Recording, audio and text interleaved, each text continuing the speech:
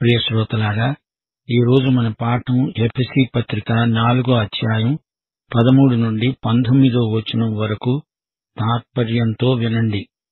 పౌలు ఎఫెసీయులకు పత్రిక రాస్తూ అన్నాడు, పరిశుద్ధులు సంపూర్ణులయ్యేటట్లు క్రీస్తు శరీరము క్షేమాభివృద్ధి చెందడానికి ఆయన కొందరిని అపొస్తలులుగాను, కొందరిని ప్రవక్తలనుగాను, కొందరిని సువార్తికులనుగాను, కొందరిని కాపరులనుగాను, ఉపదేశకులనుగాను నియమించాడు.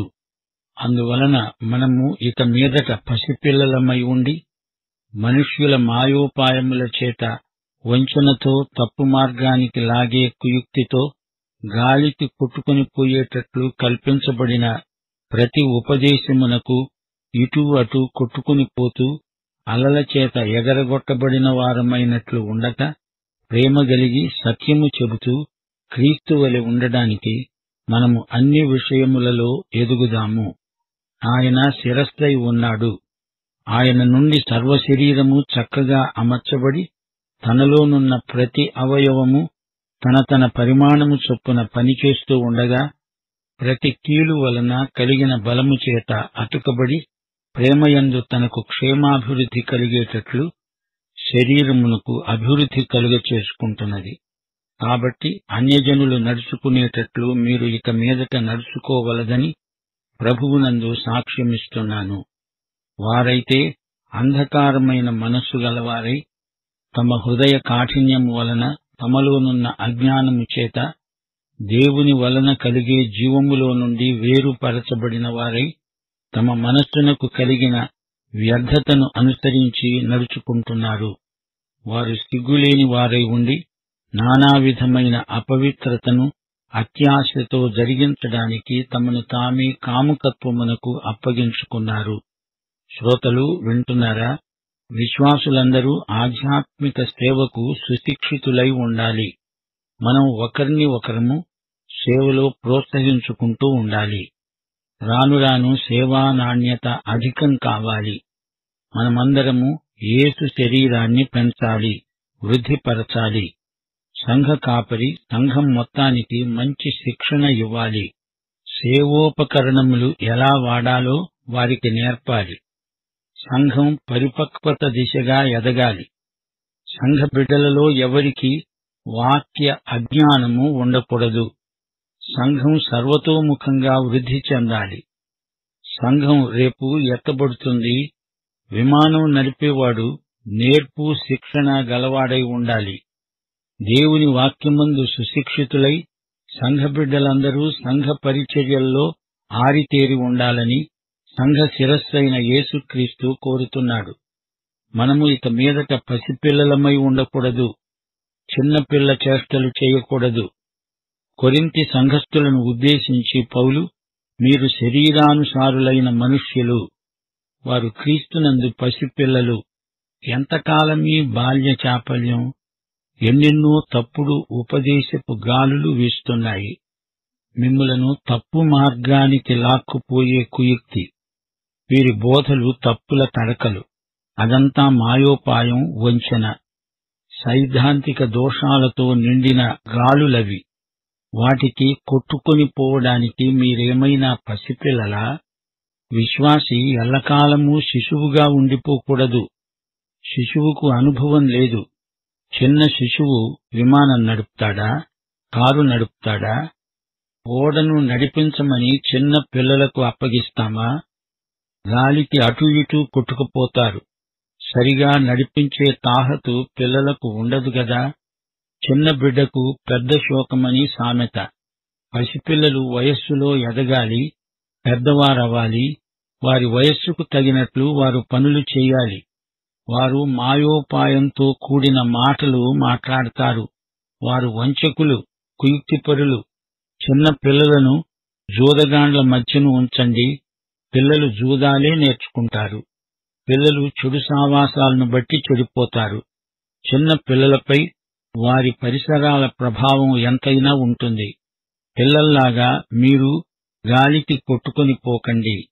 హెబ్రీ పత్రిక 5వ అధ్యాయం 12వ వచనం అంటోంది, కాలమును బట్టి చూస్తే మీరు బోధకులుగా ఉండవలసిన వారై ఉండగా దేవోక్తులలో మొదటి మూల పాఠాలను ఒకడు మీకు బోధించవలసి వచ్చింది.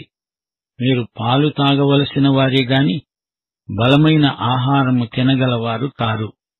ప్రభువు సంఘానికి ఈ వనరులు ఇవ్వడంలో ముఖ్యోద్దేశమిదే. విశ్వాసులు బాల్య దశ నుండి పరిపక్వతకు ఎదగాలి. కానుపు చేయించే మంత్రసాని కాదు, బిడ్డను పెంచే తల్లిలాంటివాడు సంఘ కాపరి. క్రీస్తు ఈ సంఘ శరీరానికి శిరస్సు. అందరూ ఆయన పోలికకు ఎదగాలి. మనము ప్రేమగలవారమై సత్యాన్నే మాట్లాడాలి. ప్రతి అవయవము ఆయన శరీరానికి అతకపడి ఉంది. కీళ్ల బలం చేత అవయవాలు పనిచేస్తాయి. శిరస్సే శరీరానికి అభివృద్ధి కలుగచేసుకుంటుంది. సర్వ శరీరములో అన్ని అవయవాలు చక్కగా అమర్చబడి ఉన్నాయి. ప్రతి అవయవము తన పరిమాణము కొలది పనిచేస్తుంది. ఈ సంఘానికి ఈ విధంగా ప్రేమయందు క్షేమాభివృద్ధి కలుగుతుంది. విశ్వాసి ప్రేమయందు సత్యమును అనుసరించాలి. విశ్వాసి సత్యాన్ని ప్రేమిస్తాడు, జీవిస్తాడు, సత్యాన్నే మాట్లాడతాడు. విశ్వాసి పయనించే నావకు తెరచాప సత్యం. క్రీస్తే నావలో దిక్సూచి. విశ్వాసులందరూ కలిసి క్రీస్తు శరీరంగా ఏర్పడుతున్నారు. ఈ శరీరానికి ఆజ్ఞలు శిరస్సు నుండే వస్తాయి. శిరస్సు క్రీస్తు యేసే. సంఘానికి ఆధ్యాత్మిక పోషణ క్రీస్తే. అవయవాలన్నీ పొందికగా పనిచేస్తాయి. శరీరం ఎప్పటికప్పుడు నూతనపరచబడుతూ ఉంటుంది. కొత్తదనం కనపడుతూ ఉంటుంది. ప్రేమయందు ఏ రోజుకా రోజు నూతనత్వం సంతరించుకుంటుంది. అన్యులు నడిచినట్లు మనం నడవకూడదు. వారిది చీకటి మనస్సు. వారి మనస్సులో వ్యర్థమైన తలంపులు. వారి హృదయాలు కఠినమైనవి. వారిలో అజ్ఞానం నిండి ఉంది. దేవుని జీవము నుండి అనగా నిత్య జీవము నుండి వారు వేరుపరచబడినవారు. మీరు దేవుని బిడ్డలు. వారిలాగా నడవకూడదు. మీ నడత ప్రత్యేకమైనది. వారికి నైతిక భ్రష్టత్వం దాపురించింది. సిగ్గెగ్గులు లేకుండా విచ్చలవిడిగా బరితెగి తిరుగుతారు. దేవుని బిడ్డలము మన నడత దేవుణ్ణి మహిమపరిచే విధంగా ఉంటుంది. అదంతా అపవిత్రత, అత్యాశ, కాముకత్వం. అన్యులలో అనగా దేవుణ్ణి ఎరుగని వారిలో సర్వసాధారణమైనవి ఈ ప్రవృత్తులన్నీ. దేవుని బిడ్డలారా, మీ పవిత్రశీలాన్ని, మీ పరిశుద్ధ ప్రవర్తనను, ప్రత్యేకతను కాపాడుకోండి. లోకంతో ఒకటైపోకండి. క్రీస్తునందు మనకు స్వేచ్ఛ ఉంది, స్వాతంత్ర్యమున్నది. అంటే అది పాపం చేయడానికి లైసెన్సు కాదు. కొందరు క్రైస్తవులు తమ అతిభక్తిని ప్రదర్శించడానికి అలంకారాలన్నిటినీ నిషేధించి దాన్ని ఒక మినీ ధర్మశాస్త్రంగా తయారు చేసి ప్రజల మీద రుద్దుతారు. అతి అలంకారం మంచిది కాదు. అసలు అలంకారమే నిషిద్ధమని, అడవి మనుష్యుల్లాగా కనబడమని బైబిలు చెప్పదు. దేవుడు వద్దు అని హద్దు పెట్టిన దాన్ని దాటకూడదు. నిషిద్ధ ఫలం హవ్వలాగా తినకూడదు. ఆదికాండం 2:17 దేవుడు విధించిన నిషేధాన్ని హవ్వ, ఆదాము మీరారు. ఆజ్ఞాతిక్రమం పాపం. దశాజ్ఞలను చూడండి. ఏమి చెయ్యకూడదో దేవుడు 10 ఆజ్ఞలలో తేటగా చెప్పాడు. ఇక్కడ ఎఫెసీ పత్రికలో పౌలు స్పష్టం చేస్తున్నాడు, మీరు అన్యులలాగా దేవుణ్ణి ఎరుగని వారిలాగా నడవకూడదు. ఈ అధ్యాయం మొదట్లో ఇదే హితోక్తి పలికాడు. ప్రేమతో ఒకరిని ఒకరు సహించుకోండి. దీర్ఘశాంతము, వినయము, సాత్వికము కలిగి నడుచుకుంటూ ఉండండి. ఆ తరువాత సంఘ ఐక్యత కోసం హెచ్చరికలు చేశాడు. ఇప్పుడిక్కడ అన్యుల జీవితాలెలా ఉంటాయో చూపుతున్నాడు. ఎఫెసీ పత్రిక 2:11-12 ఇదే మాట అన్నాడు పౌలు. మునుపు మీరు అన్యజాతులు. మీరు అప్పుడు పరదేశులు, వాగ్దాన నిబంధనలు లేని పరజనులు, నిరీక్షణ లేనివారు, లోకమందు దేవుడు లేనివారు, క్రీస్తుకు దూరస్థులు. అయితే ఇప్పుడు క్రీస్తునందు ఆయన రక్తము వలన సమీపస్థులై ఉన్నారు. వారి మనసుకు కలిగిన వ్యర్థత అనగా జీవితాన్ని గురించిన సరైన అవగాహన లేదు. లోకస్తులు పాపంలో జీవిస్తూ దాని గురించి ఏమీ సిగ్గుపడరు. అవివాహితులు స్త్రీ పురుష సంబంధాలలో అవినీతిగా ప్రవర్తించడం వారికి సభ్యత అనిపిస్తుంది. దేవుని బిడ్డల తీరు వేరు. మానసికంగా వ్యర్థమైన తలంపులతో వారు బరితెగి తిరుగుతారు. తాగుబోతుతనం కూడా మానసికమైన వ్యర్థ ప్రవర్తనే. తాగుబోతులు మద్యముతో మత్తులై దుర్వ్యాపారానికి పూనుకుంటారు. త్రాగిన మైకంలో ఏమో మాట్లాడతారు, ఏమేమో చేస్తారు. మనసులు అంధకారమైపోతాయి. నైతిక విలువలను వారెరుగరు. అజ్ఞానం చేత దేవుడివ్వచూపుతున్న నిత్య జీవమునకు తమను తాము దూరపరుచుకుంటున్నారు. దేవుని వలన కలిగే జీవములో నుండి తమను తాము వేరుపరుచుకున్నారు. క్రీస్తు లేని మానవత యొక్క చిత్రపటమిది. ఆదాము యొక్క తిరుగుబాటు మనస్తత్వానికి మనుషులందరూ వారసులయ్యారు. ఇది మానవుని స్వభావం, సహజాతం. బతికి ఉన్నాము అనుకుంటున్నారు గాని చచ్చిన వారి కంటే కనా కష్టం. దేవుని జీవమునకు దూరమై భ్రష్టులైపోతున్నారు. దేవునితో సంబంధ సహవాసాలు వారికి ఉండవు. దేవుని రాజ్యానికి వారు వెలుపట ఉంటారు, అందులో ప్రవేశించలేరు. అత్యాశతో అపవిత్రతను జరిగిస్తూ తమను తాము కాముకత్వానికి అప్పగించుకుంటున్న మనుషులు. ఈ పాపపు విషవలయంలో పడిపోయి పాపానికి బానిసలైపోయిన మనుషులు. పాపానికి అలవాటు పడ్డ మనిషి మనస్సాక్షి వాతవేయబడింది. పాపమును గురించిన అపరాధ భావన కూడా వారికుండదు. వారు పాపానికి పూర్తిగా అమ్ముడుపోయారు. పాపముల చేత అపరాధముల చేత చచ్చిన మనుషులు. దేవునితో సంబంధం సహవాసం ఎంత విలువైనదో తెలియని అజ్ఞానులు. దీని మూలంగా వారి హృదయాలు కఠినమైపోయాయి. ఇది వారి పూర్వస్థితి. అవినీతి, కాముకత్వం వీరి నిండా ఉంది. వారి పాపాలకు హద్దు అదుపు లేదు. శ్రోతలు వింటున్నారా? సంఘం సంఖ్యలో ఎదగాలి, ఆధ్యాత్మిక అనుభవంలో కూడా ఎదగాలి. ఈ ఎదుగుదలనే క్షేమాభివృద్ధి అంటాము. సంఘం ఒక శరీరమైనప్పుడు ఎదగడం ఆరోగ్యానికి సూచన. సంఘంలో అందరిపైన ఈ బాధ్యత ఉంది. అవయవాలన్నీ పొందికగా పనిచేయాలి.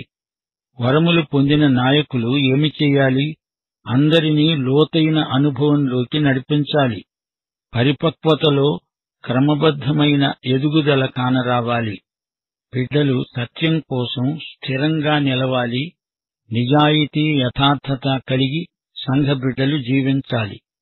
వారి పరిశుద్ధ ప్రవర్తన సంఘంలో ప్రత్యేక ఆకర్షణ. క్రీస్తు లేని బ్రతుకులు శూన్యమైనవి. సోదరీ సోదరులారా, వింటున్నారా? ఆధ్యాత్మిక పరిపక్వతలోకి మనమందరము ఎదగాలని దేవుని చిత్తం. ఈ పరిపక్వత మనకు ఎలా కలుగుతుంది? క్రీస్తునందలి విశ్వాసం, క్రీస్తును గురించిన జ్ఞానం మనలో దినదినము వృద్ధి అవ్వాలి. మనం క్రమేణా క్రీస్తులో మరింత లోతుగా వెళ్ళాలి. సంఘబిడ్డలందరూ కలిసి ఆయన సంపూర్ణతను అందుకునే వరకు ఎదుగుతూ ఉండాలి. తన సంఘమును గురించిన దేవుని ఆకాంక్ష ఇదే. వ్యక్తిగతంగా ప్రతి విశ్వాసీ ప్రేమతో సత్యం చెబుతూ ఉండాలి. సత్యమనేది మనం చెప్పేది మాత్రమే కాదు, జీవించేది కూడా. దేవుని వాక్య సత్యాన్ని ఒకరితో ఒకరు పంచుకుంటూ ఉండాలి. ప్రతి పరిస్థితిలో సత్యమే పలకాలి. సంఘం తినే ఆహారం, పీల్చుకునే గాలి సత్యమే. సత్యం లేకపోతే అది కల్తీ అయితే అన్నీ పోయినట్లే. మనం సత్యాన్ని ప్రేమించి ఒకరి పట్ల ఒకరు ప్రేమ చూపుతూ సత్యం పలుకుతూ ఉంటే అన్నిటిలో క్రీస్తువలె ఉండడానికి ఎదుగుతాము. సంఘబిడ్డలారా, మీరు ఆధ్యాత్మిక బాల్యం నుండి యువతకు ఎదగండి. దేవుని వాక్యాన్ని సరిగా అర్థం చేసుకుని దాన్ని ఆచరించకుండా ఉండేవారికి హెచ్చరిక.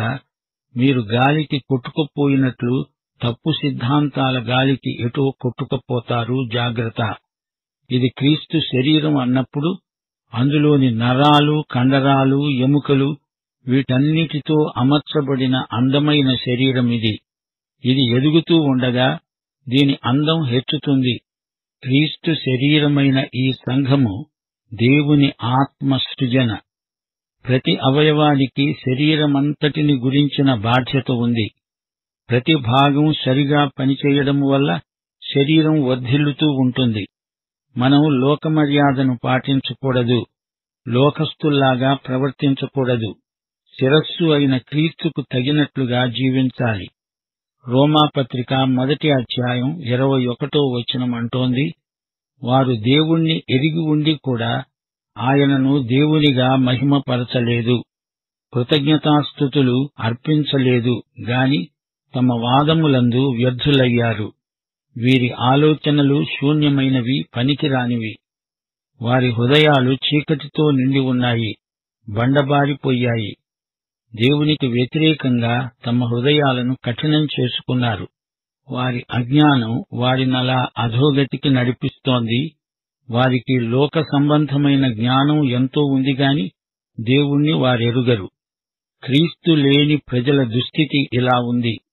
దేవుని జీవం వీరిలో లేదు, నైతిక విలువలు బొత్తిగా లేవు. పాపం చేస్తూ దాన్ని సమర్థించుకునే ప్రయత్నం చేస్తారు. లైంగిక అవినీతిలో మరీ విచ్చలవిడిగా ప్రవర్తిస్తారు.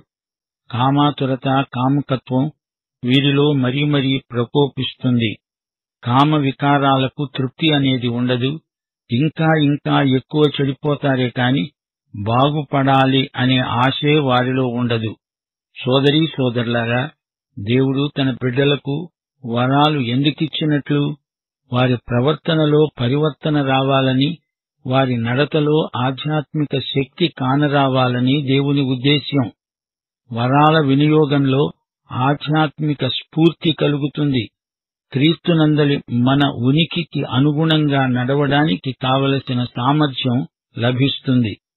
క్రీస్తు అనుగ్రహించే వరము యొక్క పరిమాణము చొప్పున కృప ఇవ్వబడుతుంది. యేసు ఆరోహణ ఫలితంగా వరాలు, ఈవులు ఇవ్వబడ్డాయి. ఈవులు కలిగిన సేవకులు కూడా సంఘమునకు దేవుడిచ్చిన బహుమానాలే. యేసు ఆరోహణం యేసు పునరుత్థాన శక్తికి పొడిగింపు. అది ఆయన మహావిజయం. సమస్తము ఆయనకు పాదాక్రాంతమైంది. చెరను చెరగా పట్టుక వెళ్ళాడు. ఇది ఆరోహణ శక్తి. ఆయన యొక్క విమోచనాత్మకమైన విజయమే ఆరోహణం. మనల్ని చెరపట్టిన దాన్నే చెరగా తీసుకువెళ్ళాడు. పాత నిబంధన భక్తులందరికీ, కొత్త నిబంధన విశ్వాసులందరికీ యేసు ఆరోహణం విమోచనాత్మకమైన మహాశక్తి, ఘన విజయం. పరిశుద్ధాత్మతో పాటు ఆత్మ ఇచ్చిన కృపావరములు సంఘ బిడ్డల ప్రయోగాత్మక జీవితానికి, ప్రవర్తనకు సంబంధించినవి. ఆత్మ ఫలము సౌశీల్యమైతే ఆత్మవరము శక్తి, బలము.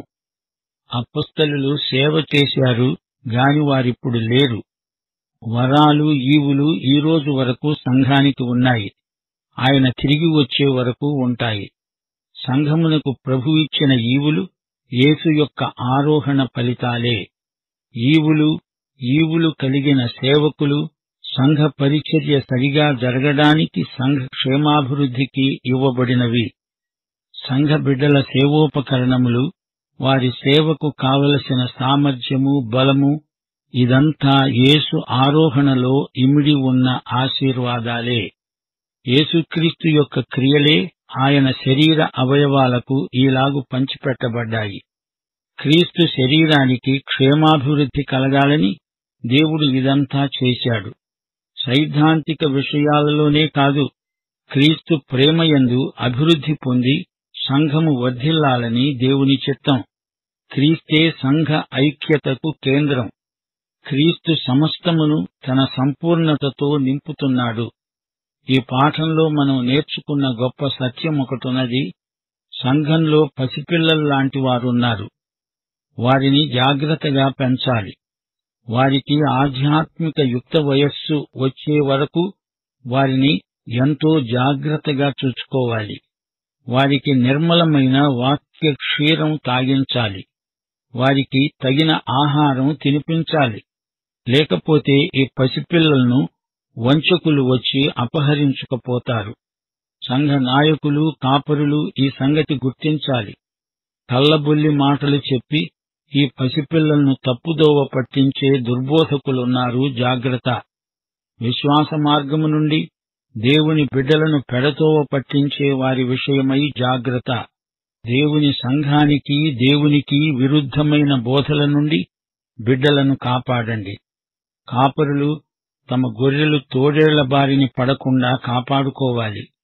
శరీర అవయవాలన్నిటి మధ్య పొందిక, సదవగాహన ఉండాలి. శిరస్సైన క్రీస్తు అధికారానికి లోబడి అవయవాలన్నీ పనిచెయ్యాలి.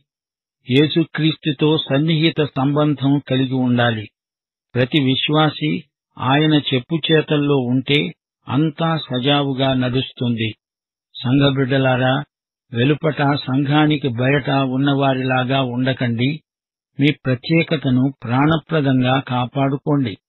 పాత జీవితం రోత జీవితం, దాన్ని మళ్లీ మీలో తలెత్తనీయకండి. సంఘానికి బయట ప్రకృతి సంబంధులున్నారు. మీరు ఒకప్పుడు అలాగే ఉన్నారు. వారిది పితృపారంపర్యమైన వ్యర్థ ప్రవర్తన. అజ్ఞానం చేత వారి మనస్సులను చీకటి కమ్మింది. వారి హృదయాలు బండలైపోయాయి. వారి హృదయాలకు మాంద్యం ఏర్పడింది. దేవుని విషయంలో చైతన్యాన్ని బొత్తిగా కోల్పోయారు. పాపం మనిషి జ్ఞానేంద్రియాలను మొద్దుబారిపోయేటట్లు చేస్తుంది. పాపం దుష్టశక్తి. ఇంతింతై అది అలా విస్తరిస్తుంది. పాపం ఎలా దుష్టశక్తో, కృప అంతకంటే బలమైన ఆత్మశక్తి. కృపకున్నంత శక్తి పాపానికి లేదు. పాపం చేయగా చేయగా పాపి మనస్సాక్షి బండబారిపోతుంది. అయితే క్రీస్తు శరీరంలోని అవయవాలకు సున్నితమైన స్పర్శ ఉంది. ప్రియ శ్రోత, నీవు రక్షించబడ్డావా? క్రీస్తు శరీరంలో నీవు ఒక అవయవమై ఉన్నావా? అయితే ఈ పాఠం నీకోసమే.